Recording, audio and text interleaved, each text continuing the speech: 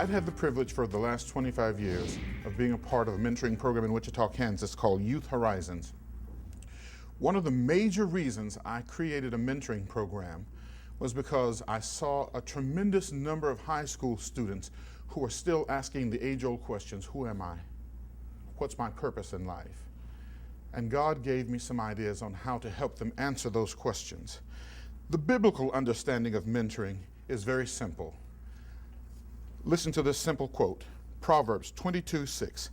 Train up a child in the way that he or she should go, and when he or she is old, they will not depart from it.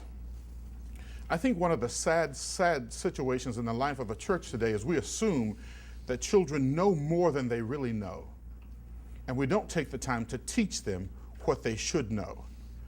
I'm talking even in Christian homes. So what happens when children are outside of that safety net, growing up in the world, in the ghetto, fatherless, with no one to show them what it is to be a good and decent man or a holy and virtuous woman? They can't just know how to be good. They have to be taught that. James 1:27 says, I love this scripture, religion that God our Father accepts as pure and faultless is this, that we care for orphans and widows in their distress or time of need, and that we keep ourselves from being polluted by the world. Our churches are doing great things. We have tremendous music programs. We send people overseas on the mission fields. We have clothes closets. We have food pantries. We even educate their minds. But to clothe one's back, educate one's mind, and feed one's belly and leave one's heart empty seems like a tremendous injustice to me. And yet the church is more comfortable with taking care of the physical needs of a child than the spiritual needs of a child. And many people are well-intending, but they fail to do that. But Jesus says in Matthew 25:40, I tell you the truth, if you've done it for one of the least of my brothers, it's the same as if you've done it for me. I know people are intimidated. The thought of talking to a child that's much younger than you or different than you can be horribly frightening, but it has a lot to say about your own insecurities rather than the child's problems. And the other truth is, most of the children that we're afraid of and we think of as perpetrators were victims before they were perpetrators, still waiting for someone to show them what kind of a person they ought to be. What is ministry? I had a man say to me in his 70s, he had pastored for 40 years. He said, one of the great regrets of my service to God is I haven't built relationships with people. I've talked to them, I've talked around them, I've talked above them and below them, but I've not talked to them. I've not built relationships with them. God says to Jesus, before what we know as creation existed, let us make man in our image.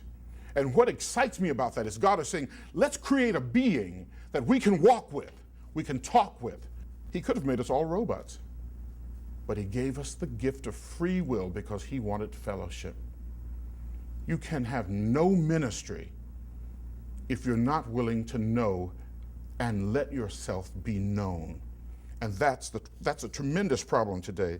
A lot of people talk about ministry, have great ideas, but they're not being vulnerable.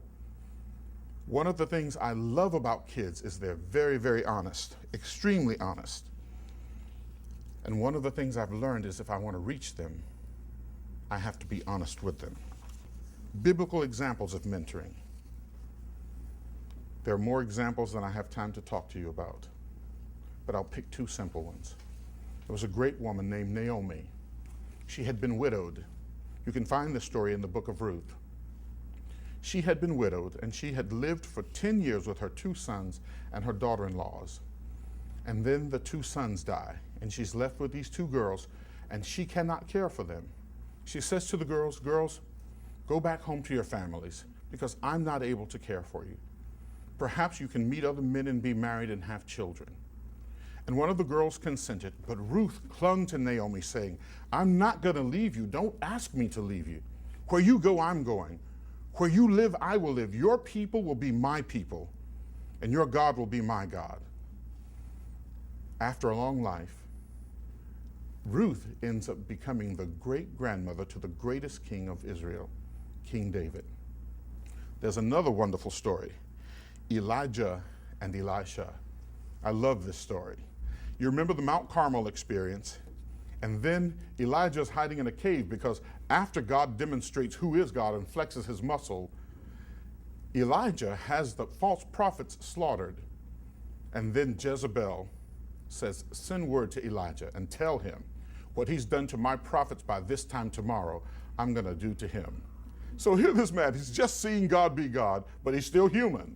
Takes off and runs and hides. He finds himself in a cave, but thank God, God knew where he was. And he comes to him and says, what are you doing in this cave? Come out on the mountain and pay attention because I'm going to pass by. It's a great story, and you need to read it. But in short, what he says to him is, I want you to go anoint 2 people as king, and then I want you to know that I've chosen a successor for you, because soon you're going to come away to be with me. He told him the name of the successor, Elisha. So Elijah goes off and finds Elisha, takes his cloak off and lays it around him, and Elisha knows he's elected to become the protege to the great prophet Elijah. You walk through the ministry with him and come down to the end of Elijah's life, and he stands on the shore just on this side of Jordan, takes off his cloak and rolls it up, takes it and hits the water, and it parts.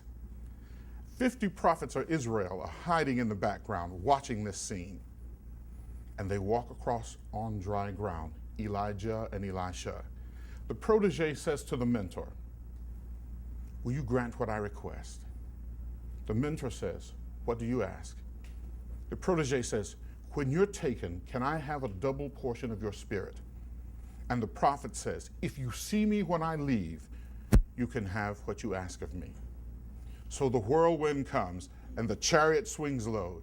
Elijah steps on the chariot, and as he does, his cloak falls on Elisha. And Elisha knows that he then has what he's asked for. Elijah goes away to live with God, but Elisha is on the other side of the river. He has to get back across. He rolls up the same cloak that he's just inherited from his mentor, and he touches the water, and what do you think happens? The waters part, and he walks across on dry ground. And again, I want to remind you, there were witnesses, over 50, standing there watching this. We watch the mantle pass from one to the other. That's what mentoring's about. All of us are mentoring. I don't care what anybody tells you, every one of us is mentoring. But do we do it with purpose? That's the question. And who should do it? The call of mentoring is for every single believer. Not any one of us is excluded. I have a man who's in our mentoring program that's 85 years old, mentoring kids that are 12, 13, and 14, and they love him. They love him because he loves them. I've got members who don't have members, certain elements of their bodies are missing, some that are blind, and they have all kinds of challenges, but they're mentoring just the same. And not one child has been repulsed by them because they know that these individuals care for them. All kinds of excuses on why we shouldn't do it. But the truth is, God expects us to do it. The heart of a mentor. Nobody is a better example than Jesus Christ himself. Can you imagine disrobing himself of the glory and the splendor he was entitled to and subjecting himself to humanity, coming to live with us, to sleep with us, and to do all of the things that we do in this trivial life we live? But he did it. He did it to show us what we could be. Jesus addressed the needs of the fatherless and the motherless by his own example. And you know that before he left, he said to his friend, behold your mother. He understood that there would be those who had to stand in as surrogates for people in need. I don't think if you've not been fatherless, you can imagine the void that a child feels. If you've grown up in a home with 2 parents, there's no way you could possibly know how inadequate a boy feels when there are things that you are exposed to in life and you're supposed to know about them, but you can't know because no one has ever told you. I personally can remember horrible, humiliating times in my life when people would say, well, now, why wouldn't you know that? And my thought is, how could I know it? Except someone show me or tell me, how could I possibly know? I don't think people imagine that when you grow up without a mother or a father, that you live at a deficit. And what's interesting is, in some way, that deficit never goes away. Here I am, 53 years of age today, and I can still look at things on television or see things in movies and feel the void all over again. And I cannot help but shudder when I think that there are actually children out there today who are motherless. Motherless. I had a woman sit in my office one day complaining about her child and the fact that she had actually left him with us, and we were trying to get her to take him back, and she did not want him. And she said to me, "It's my turn. I'm tired about worrying about everybody else. I want to do what I want to do. I'm not going to kill myself trying to raise him." And I sat there with my mouth on the floor, remembering my own mother, who would crawl across streets of broken glass on her hands and knees if I were in trouble somewhere. And I looked at her and I said, "If you're not willing to die for him, for what cause better than him would you die? What's more important?" But we've lost our way. Here's a reference also. "But you, O God, you do see trouble and grief. You consider it to take it in hand. The victims commit themselves to you, and you are the helper of the fatherless." Psalms 10 and 14. I can remember my mother sitting at the kitchen table, head in hands, saying, "I wish I had somebody to help me. I just wish I had somebody to help me." God is there. God will help her. You're not just helping that little boy or that little girl. You're helping a parent who just needs a moment to herself, just needs a breather. And to be able to let that child go and not have to worry about safety, morality, and all of that is a tremendous gift to that woman. We've led more women to Christ because we've loved their children and helped them than we could have done in any other way. The heart of a mentor.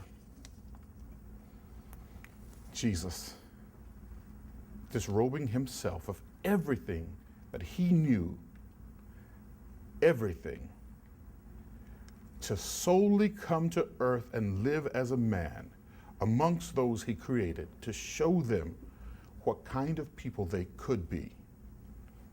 He walked with his disciples, taught them how to fish, taught them how to pray. Remember, they said, "Master, teach us how to pray, how to approach God." What a tremendous gift.